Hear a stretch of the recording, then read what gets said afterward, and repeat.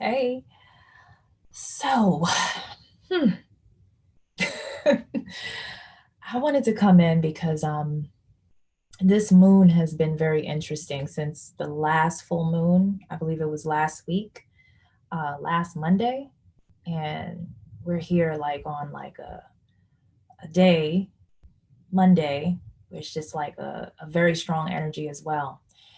And we've had conversations about the moon in plenty of other videos, but I'm just starting to realize more and more of just what this really is and what it's really used for.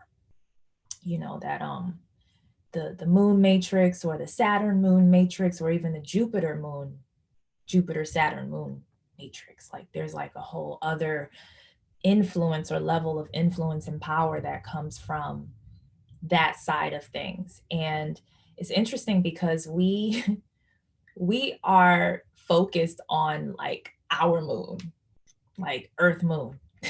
That's it. Like, oh, it's a full moon, it's a moon, it's the moon.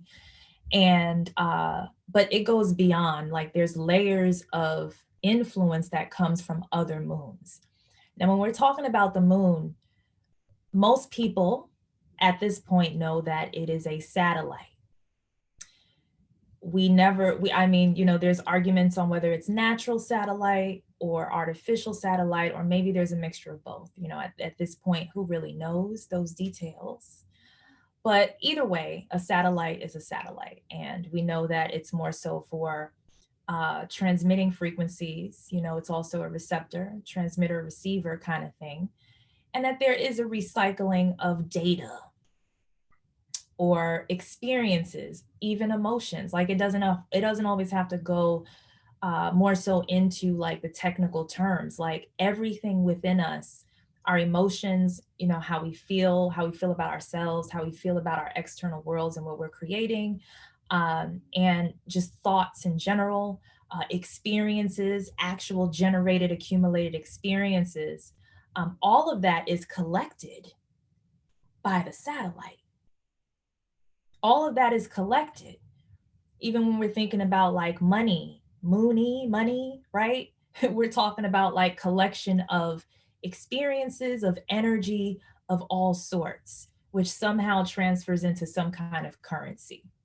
Because and the thing is, we seem to tend to be programmed to give value to the byproduct or the byproduct of what is actually valuable. So, they throw this paper around and it's just like there's the value. That's it right there. That's money. But what is producing that?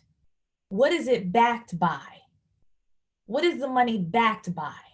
It's backed by soul or gold, right? So it's like it used to be backed by gold, like we know that.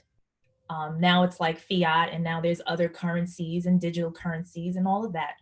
But what is currency actually backed by? It's backed by soul. What is soul? Experiences, consciousness, awareness, feelings, thoughts. The soul is all encompassing, like in that sense of like, again, whether it's physical experiences, feelings and emotions, thoughts, or just simple data, it's all collected and it all has value. So we know where money comes from in that sense. So there's a satellite that collects that. And it's very interesting because I looked at the word satellite, and satellite, sat elite, Saturn elite, all the goddamn satellites, at least that influence a lot of what, the matrix that we are currently within, is it's influenced by the sat elites. And of course, we all know about, I shouldn't say we all, but most people who have been on this journey of just like trying to figure out what the hell is going on, just like everyone else here, it's kind of like, oh, wait, so we've heard about the Saturn moon matrix. Um, hmm, that means that there's a part of Saturn that is actually influencing the Earth Moon, whatever that is, however that process is, whether we're thinking about, I'm not talking about the shapes of planets or anything like that. I'm talking about the actual energies of these planetary systems, no matter how they're projected to us. So there's something to this Saturnalian energy that is, of course, influencing the Earth's moon. And it's, a lot of the planetary systems have more than one moon, more than one uh, level of influence, right, for that particular system.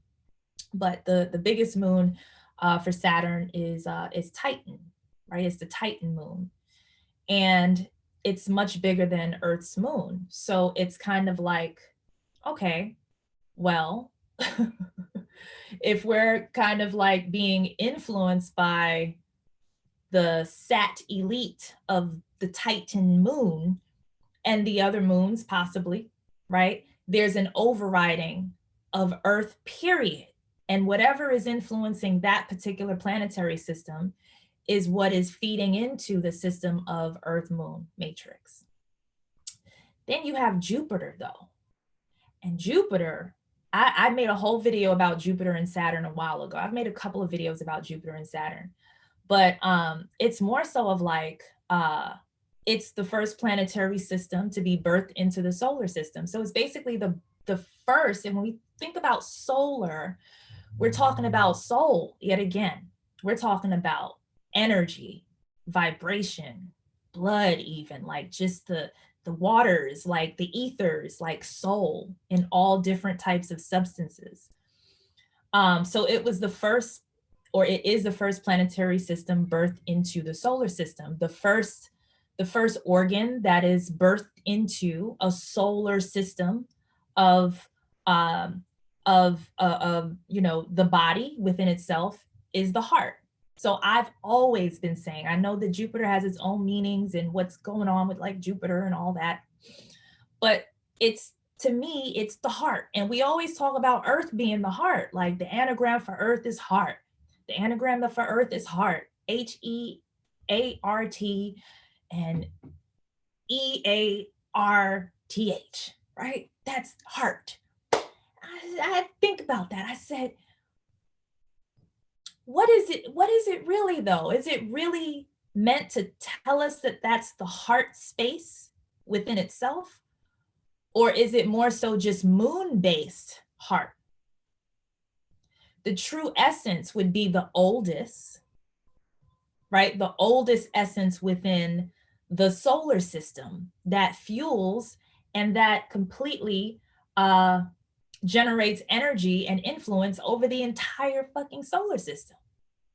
So the biggest, so the Jupiter moon, one of the moons on Jupiter, is the biggest moon ever in the whole fucking solar system. And nobody talks about the moon, the Jupiter moon. I think it's called, what is it called? I wrote it down here. Hold on.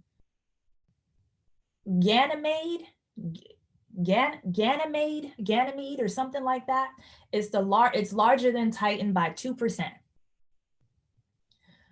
So it's the biggest, and of course it's bigger than the Earth's moon. And Titan is the second largest in the solar system. It's natural satellite as well. So it's kind of like, these are major influences that trickle into the Earth moon situation. So they keep Jupiter kind of like hidden, and then it's all about the Saturnalian energy, and then it's dedicated to the satellites or the Sat elites. Now, one thing that I wanted to also say is that it goes more so into, again, talking about the value of currency itself, which is experiential and emotional. So when you have the Sat elites that seem to, get kind of like first dibs.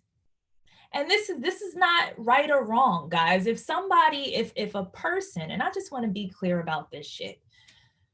When a person has access to something because of like birthright or like certain parts of DNA that are activated, or whatever secret societies they may be a part of, whatever the case may be, if there's special access to something, It doesn't make it a bad thing.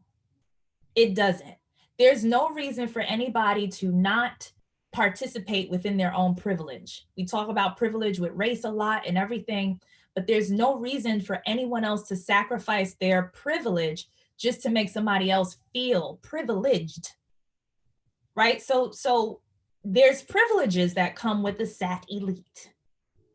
There's privileges that come with having access to records, coming to have access with soul energy, solar energy, emotional energy, sexual energy. There's a lot of Kundalini energy involved in just what is collected within the Sat elites. That again produces the currency and the value for those who are not even focused on the actual value. So the Sat elite knows the value of what comes before what we call money or currency. They actually follow the current of the currency. That's the current first. The current comes first, and then the byproduct of that current comes after the fact. And those who have the influence of that, they know better. So therefore, they're kind of like, they know how to tap into those energies that come beforehand. And it's a very simple thing. It's a very simple concept when you think about it. So we get upset. We're just like, they're doing this to us. They're taking advantage. They're taking first dibs on soul energy. And like, it's not fair. Some of it is not fair. Right? There's an unfairness to every art of like trade of some sort when it comes to something like this. So of course there's some shadiness going on and all of that. But for the most part, I'm really getting to know the system within itself, within myself, like my true, my human, my essence within myself. I'm getting to know the value of that and allowing that to emanate through me to actually present an external world, even through currency and current within itself, to attract, to bring the value back. To me, that's the true essence of law of attraction. And this is something I have everything really just simplified in this way, putting it together in some workshops, but not really in a way to where it's like, here's like the information. It's more so of a feeling. Y'all might get tired of me talking about art by now, who knows? Because you don't talk about it, right? You feel it, you create it. But at the same time, and I'll probably end on this note, at the same time, the reason why I always bring it up is because every single day I'm sensing the world shift in a way to where, because everything is collected, including emotions and feelings, they're not even yours unless you claim them. Okay, it's fed back. It's fed back to you. So when you think you have a past, you don't. It's just whatever's been collected is presented back to you. And if there's Sat elites that have first dibs on your experiences, guess what you get back? So this is why I say art, getting back to feeling, movement, feeling the body, right? There are some things that we're doing with dance and movement. There are some things that I have coming up as well that I'm going to share with you guys later on that, because I see the importance of it. Spring, summer is that time to really get back into it. So it's more so of just seeing the value in those experiences so that we are able to collect on our experiences, so that we're able to collect on our soul force energies. What we put in, we receive wholeheartedly, right? We receive it in a way to where we give it. It's not third, fourth, fifth parties coming in. taking from our experiences and handing you watered down versions of your own fucking emotions and feelings and experiences and shit. And it's just like, wait a second.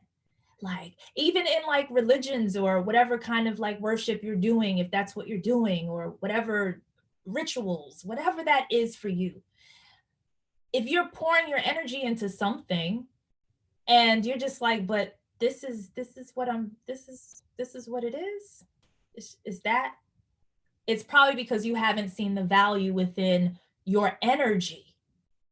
So you see the result of that and you're just like, damn, am I not praying hard enough?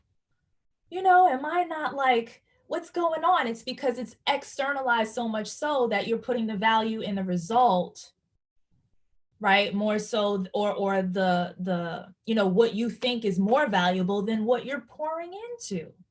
So I wanted to bring like attention to just recognizing these planetary systems in a way to recognizing the vastness of the energies within that connect to these planetary systems, to actually like really tap into true value.